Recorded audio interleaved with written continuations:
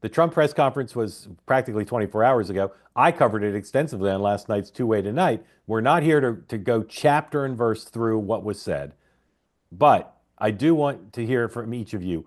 Name one thing that's happened at the press conference that's applicable to the future going forward. What's something you take from that press conference on policy or style or Trump's relationship with the media? What's one thing you take away from that that you say, everybody watch for this because you saw it yesterday? Dan.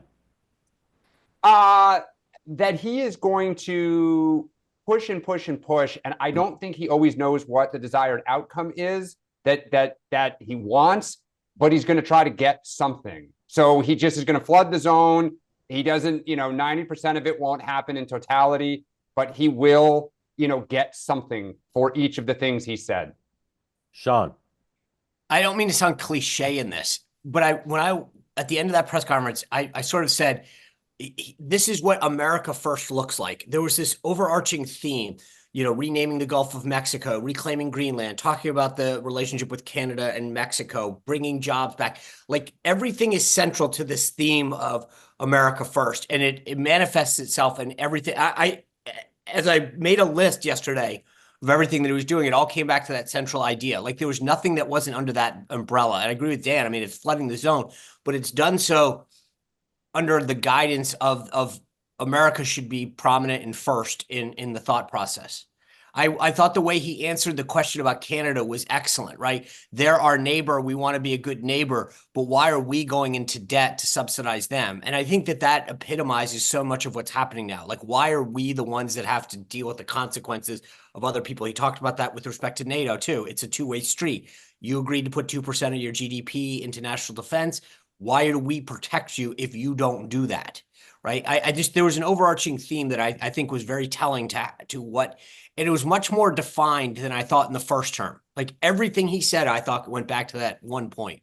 You know what's interesting though? I mean, historically, second terms of presidents are foreign policy focused because it's what they can control. He doesn't need Congress. I mean, I also saw this as kind of like, again, he's just looking for targets.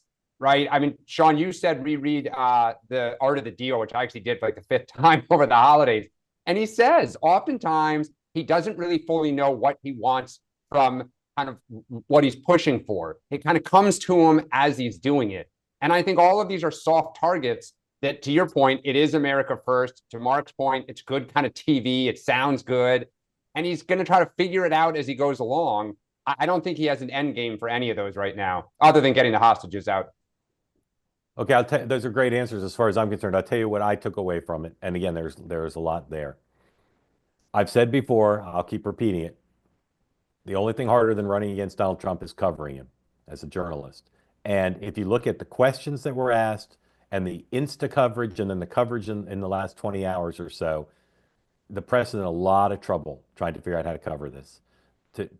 Even if they want to be unbiased, even if they want to be true to the mission of the media, holding all powerful interests accountable to the public interest and telling the great stories of our time, informing voters, even if they want to do those things and citizens, even if they want to do those things and even if they're well funded, even if they're not forced to make decisions about how to cover this administration based on money and bandwidth, even then, covering this guy is a bear. It is really hard to cover him and live up to the ideals and responsibilities of the media, and Donald Trump knows that, and he knows how to manipulate. And I heard yet again another story yesterday, the same stories I've been hearing for a dozen years, of someone who knows Trump well and knows Trump is very, very smart and has to deal with people all the time who say Trump's dumb.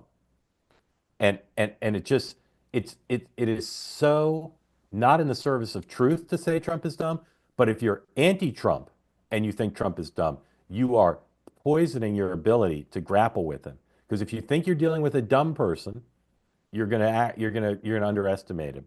So I think you saw yesterday, Trump is not dumb. And although he is sloppy with his words, and although he says things that aren't true, and he says weird things, and it's stream of consciousness, all these things that really get under the skin of anti-Trump people, there's a method to almost everything he said. And if Sean, if we put the entire transcript up, Sean could annotate every line of the press conference, And 90% of it, there'd be a linear method to the words he chose.